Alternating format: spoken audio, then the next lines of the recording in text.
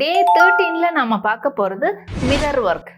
Round mirror use பண்ணி round ஷேப்பை 2 டைப்பா ஸ்டிச் பண்ணலாம். ரவுண்டில் டைப் 1, டைப் 2 ரெண்டுமே நல்லா கவனிச்சு ப்ராக்டிஸ் பண்ணுங்க. அப்போதான் உங்களால ஈஸியாக போட முடியும். ஃபர்ஸ்ட் நல்லா கவனிச்சுக்கோங்க, எந்த மாதிரி ஸ்டிச் பண்றேன் அப்படிங்கறது கவனிச்சுட்டு அதுக்கப்புறம் நீங்க ப்ராக்டிஸ் பண்ணுங்க. இந்த வீடியோவை ஒரு தடவைக்கு 2-3 தடவை பார்த்தீங்கன்னா நான் என்ன பண்றேன் அப்படிங்கிறது உங்களுக்கு ஈஸியாக புரியும். ஸோ வீடியோவை மறக்காம பாருங்க, டெய்லி மறக்காம ப்ராக்டிஸ் பண்ணுங்க. ஓகே, டே 13ல நம்ம பார்க்க போறது மிரர் ஒர்க்ல ரவுண்ட் டைப் 1, டைப் 2. நம்ம மிரர் ஸ்டிச் பண்ணுறதுக்கு ஒரு நாள் முன்னாடியே மிரர் கம் போட்டு ஃபுல்லாகவே ஒட்டிடுங்க. அப்போ தான் உங்களுக்கு கிளாத்தோடு சேர்ந்து ஃபுல்லாக ஒட்டிடும். அப்போ ஸ்டிச் பண்ணும்போது ஈஸியாக இருக்கும். இல்லைன்னா மிரர் நகர்ந்து வந்துடும். இப்போ நான் சில்க் த்ரெட்டில் வச்சு தான் ஸ்டிச் பண்ண போகிறேன். அதனால் பாபினில் சுற்றி சில்க் த்ரெட் எடுத்திருக்கேன். இப்போது எப்படி மார்க் பண்ணுறேன்னு பார்த்துக்கோங்க. இந்த மார்க்கிங் மேலே தான் நம்மளுடைய ஃபஸ்ட்டு ஸ்டிச்சு ஸ்டார்ட் பண்ணுவோம். ஸோ ஹெக்ஸகன் ஷேப்புக்கு மார்க் பண்ணியிருக்கேன். இந்த மார்க்கிங் மேலே ஒவ்வொரு ஸ்டிச்சஸும் ஸ்டார்ட் பண்ணணும். ஃபஸ்ட்டு ஸ்டிச்சு லாக் ஸ்டிச் கொடுத்து அதுக்கப்புறம் ஸ்டிச் பண்ண ஆரம்பிக்கலாம். த்ரெட் எடுக்கும் போதே முதல்லையே ஒரு பேக்கில் ஒரு லாக் ஸ்டிச் கொடுத்துக்கோங்க.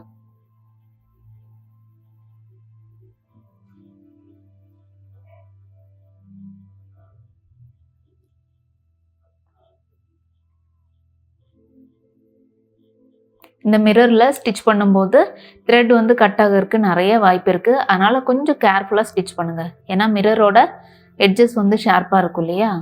இப்போ அந்த ஒவ்வொரு பாயிண்ட்டுக்கும் அந்த லென்த்துக்கு தகுந்த மாதிரி த்ரெட் அப்படியே எடுத்துக்கொண்டு வந்து ஸ்டிச் பண்ணுங்கள். ஸோ இதே லென்த்து தான் நீங்கள் அடுத்ததும் ஸ்டிச் பண்ணணும். ஸோ ஃபஸ்ட்டு ஒரு ரவுண்டு ஃபுல்லாக கம்ப்ளீட் பண்ணிடுங்க.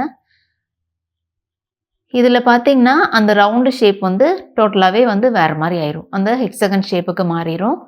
ஏன்னா ஃபுல்லாகவே த்ரெட்டு கொடுத்துருக்கோம் இல்லையா. இப்போ இதனுடைய சென்டரில்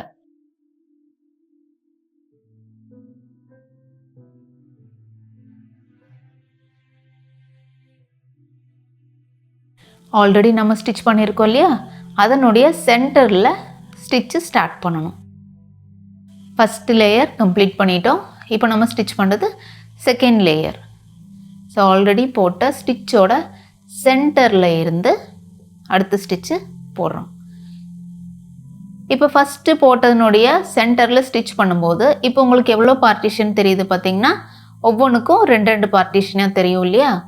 எதுக்காக சொல்கிறேன்னா, அடுத்தது நம்ம போட போகிறது இந்த 2 பார்ட்டிஷனில் ஒரு பார்ட்டிஷனுடைய சென்டரில் ஆரம்பிப்போம். இப்போ ஃபஸ்ட்டு ஒரு லேயர் போட்டோம், அந்த லேயருடைய சென்டரில் ஆரம்பித்தோம். இப்போது அந்த சென்டருடைய 2 பார்ட்டிஷன் வருது இல்லையா, அதிலிருந்து ஒரு பார்ட்டிஷனுடைய சென்டரில் ஆரம்பிப்போம். இதில் ஆரம்பித்தோம்னா பக்கத்தில் இருக்கிற போர்ஷன் விட்டுருவோம். ஸோ ஒவ்வொரு போர்ஷன் விட்டுட்டு அடுத்தடுத்த போர்ஷனில் ஸ்டிச் பண்ணுவோம். ஸ்டிச்சிங்கோட லென்த்து பார்த்திங்கன்னா ஒரே மாதிரி தான் இருக்கணும். ஒன்று சின்னது ஒன்று பெருசு அப்படி ஸ்டார்ட் பண்ணக்கூடாது. பாருங்கள், இந்த ஃபஸ்ட்டு போர்ஷனோட சென்டரில் இருந்து ஸ்டிச் பண்ண ஆரம்பிக்கிறேன். அதுக்கு அடுத்த போர்ஷன் விட்டுட்டு அதுக்கு அடுத்த போர்ஷனில் இருந்து ஸ்டார்ட் பண்ணுறேன்.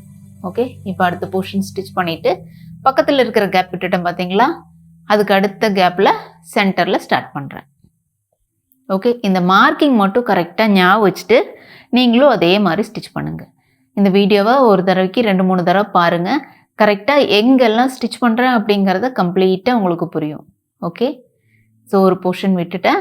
அதுக்கு அடுத்த போர்ஷனில் எங்கே நம்ம ஆரம்பித்தோமோ அதே இடத்துல கொண்டு வந்து கம்ப்ளீட் பண்ணிவிட்டு அப்புறம் தான் அதுக்கு அடுத்த ஸ்டிச்சு ஸ்டார்ட் பண்ணணும். ஓகே,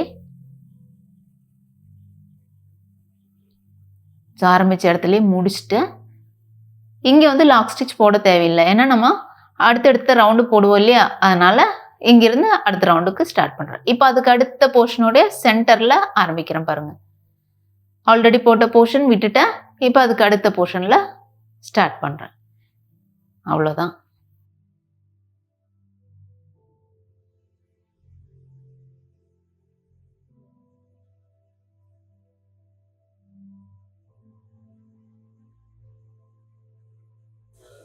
இந்த ரவுண்டு மிரர் டைப் 1ல் வெறும் 3 லேயர் தான் ஸ்டிச்சஸ் போடுவோம்.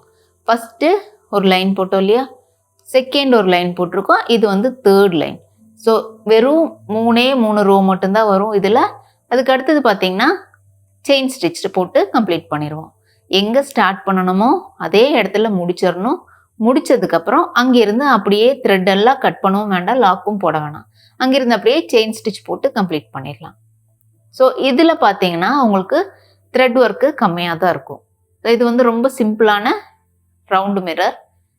ஸோ இது நீங்கள் செயின் ஸ்டிச் போட்டு முடிச்சதுக்கப்புறம் உங்களுக்கு பீட்ஸ் ஒர்க் எதாவது வேணும் அப்படின்னா அதுவும் நீங்கள் பண்ணிக்கலாம். ஸோ இதில் மிரர் வந்து ரொம்ப நிறையாவே தெரியும். ரொம்ப ஓரமாக ரொம்ப கார்னரில் தான் ஸ்டிச்சஸ் இருக்கும்.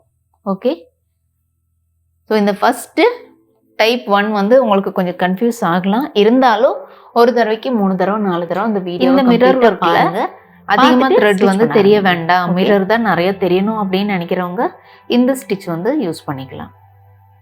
அது மட்டும் இல்லை, நீங்கள் சுடியோட யோக் பார்ட்டுக்கு ஆரி எம்ப்ராய்டரி ஒர்க்கு கொடுக்குறீங்க இல்லையா, அது கூடவே இந்த மிரர் ஒர்க்கும் கொஞ்சம் நிறைய மிரர்ஸ் வர்ற மாதிரி கொடுத்தீங்கன்னா பார்க்குறக்கு ரொம்ப சூப்பராக இருக்கும். இன்னும் கொஞ்சம் சின்ன சைஸில் மிரர் வாங்கி யூஸ் பண்ணிக்கலாம். ரொம்ப அழகான ஸ்டிச் இது, ட்ரை பண்ணி பாருங்கள்.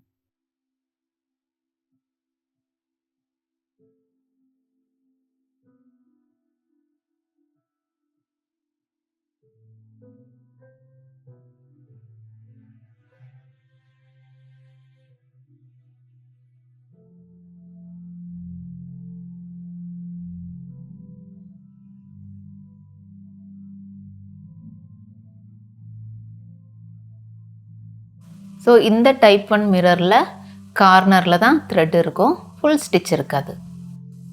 அடுத்த மிரர் ஒர்க்கில் டைப் 2ல் மார்க்கிங் தேவையில்லை. மேலே ஒரு லாக் ஸ்டிச் போட்டு ஸ்டார்ட் பண்ணணும். த்ரெட் எடுக்கும்போது ஒரு லாக் ஸ்டிச் போட்டுக்கலாம். பேக்கில் போட்டுட்டு நீங்கள் எந்த லென்த்தில் ஸ்டிச் பண்ணுறீங்களோ அதே லென்த்தை தான் மெயின்டைன் பண்ணுவீங்க. இப்போது ஒரு லாக் ஸ்டிச் போட்டு த்ரெட் எடுத்து நான் இந்த அளவுக்கு லென்த்தாக ஸ்டிச் பண்ணுறேன். இங்கே ஸ்டிச் பண்ணதுக்கப்புறம் இதுக்கு கீழே ஒரு குட்டி லாக் போடுறேன் பாருங்கள். அது அப்படியே அந்த ரவுண்டு மிரர் ஷேப்புக்கு தகுந்த மாதிரியே அந்த லாக் ஸ்டிச் டேர்ன் ஆகிட்டு வரணும். இப்போது மேலே ஆல்ரெடி எங்கே ஸ்டிச் போட்டோமோ அதிலிருந்து ஒரு பாயிண்ட்டு கீழே இறக்கி த்ரெட் எடுக்கிறேன். இப்போது மேலேயே குட்டி லாக்கும் போடுறேன். ஆல்ரெடி போட்டிருந்த ஸ்டிச்சுக்கு மேலேயே ஒரு குட்டி லாக் போடுறேன்.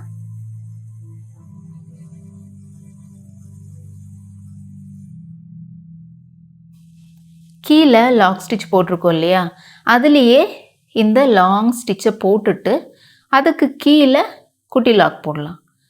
இப்போ மேலே கொண்டு போய் ஒரு பாயிண்ட்டுக்கு கீழே இறக்குவேன். இதுக்கு முன்னாடி ஒரு லாக் ஸ்டிச் போட்டிருக்கோம் இல்லையா, அதில் அந்த குட்டி லாக் ஸ்டிச்சை போடுவோம். கீழே லாக் ஸ்டிச் மேலேயே தான் அந்த பெரிய செயின் ஸ்டிச் போடுவேன். அதுக்கப்புறம் ஒரு குட்டி லாக். மேலே போகும்போது பார்த்திங்கன்னா ஒரு பாயிண்ட்டு கீழே இறக்கி ஸ்டிச் பண்ணுவோம். பட் லாக் ஸ்டிச்சை மட்டும் அதுக்கு மேலே இருக்கிற ஸ்டிச்சில் போடுவோம்.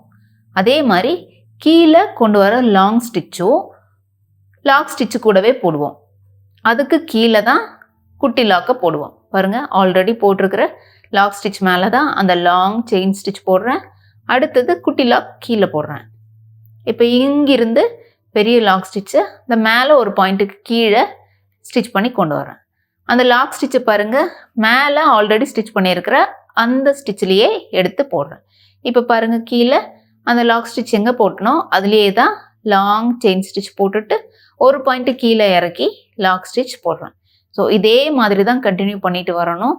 இப்போது ஒரு போர்ஷன் கம்ப்ளீட் ஆகிட்டு அடுத்த போர்ஷனுக்கு வரும்போது ஆல்ரெடி எங்கே ஸ்டிச் பண்ணியிருக்கோமோ அதே பாயிண்டில் தான் நீங்கள் ஸ்டிச் பண்ணிட்டு வரணும். இப்போ ஒரு ஹாஃப் போர்ஷன் கம்ப்ளீட் ஆயிடுச்சு இல்லையா, அப்போ இந்த ஸ்டிச்சு கீழே கீழே இறக்கி வரும்போது ஒரு ஸ்டிச்சோடைய ஹோல்ஸ் இருக்குது பாருங்கள்.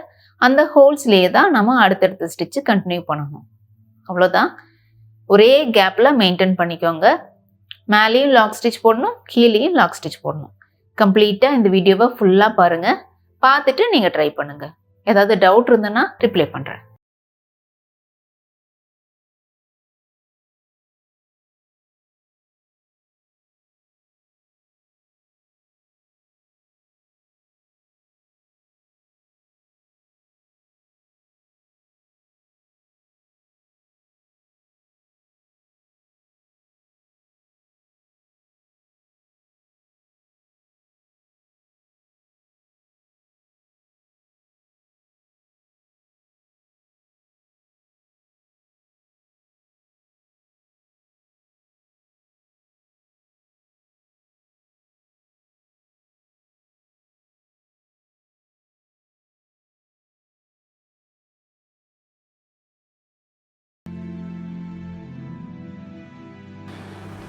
இந்த மிரர் டைப் 2ல லேயர் பார்த்திங்கன்னா ஒரே மாதிரி வரணும். அதுக்காக எங்கேருந்து ஸ்டிச்சு ஸ்டார்ட் பண்ணிங்களோ அதே இடத்துல தான் கொண்டு வந்து முடிக்கணும். அப்போ தான் அந்த லேயர் ஈக்குவலாக இருக்கும். ஸோ ஃபைனலாக எல்லாம் முடித்ததுக்கப்புறம் செயின் ஸ்டிச் போட்டுக்கலாம். பீட்ஸ் ஒர்க் வேணுனாலும் பண்ணிக்கலாம், இல்லை ஜரியில் நீங்கள் ஸ்டிச் பண்ணதாக இருந்தாலும் பண்ணிக்கலாம். இந்த ரவுண்டு மிரர் ஸ்டிச்சிங்கில் செகண்ட் ஒன் பார்த்திங்கன்னா ஃபுல்லாகவே த்ரெட்டு கம்ப்ளீட் நிறையா இருக்கும். ஃபஸ்ட்டு ஒனில் பார்த்திங்கன்னா கார்னரில் இருக்கும். ஸோ இதில் அதிகமாக மிரர் தெரியும், அதில் கம்மியாக தெரியும். அவ்வளோதான் டிஃப்ரென்ஸ். நீங்களும் ட்ரை பண்ணுங்கள்.